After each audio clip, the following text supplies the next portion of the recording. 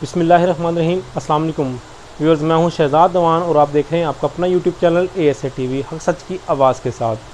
आज की जो न्यूज़ है वो बहुत ही अहम टॉपिक के ऊपर है। आपको पता है इमरान खान साहब ने 2 दिन पहले जो सैलाब ज़दगान है वहाँ इलाकों का दौरा किया था और उन्होंने ये ऐलान किया था जेलम के जलसे में कि मैं एक ऐसी मुहिम चलाऊँगा जिससे जो है पूरे पाकिस्तान और बाहर के जितने भी ओवरसीज़ पाकिस्तानी हैं वो इसमें इमदाद करेंगे। वो थी टेलीथॉन के ज़रिए।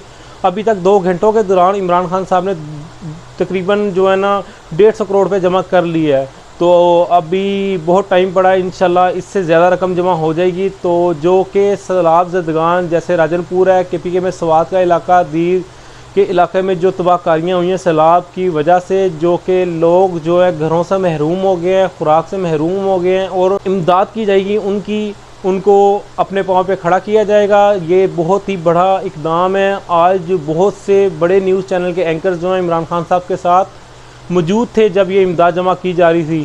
तो देखते हैं ये पाकिस्तानी अवाम कितना बढ़ चढ़ के इस सवाब दायरेन में हिस्सा डालेगी। इंशाल्लाह अगली वीडियोस में आपसे फिर सारे जो है मामलात वो शेयर करेंगे। तब तक के लिए दे इजाज़त। अल्लाह हाफिज़।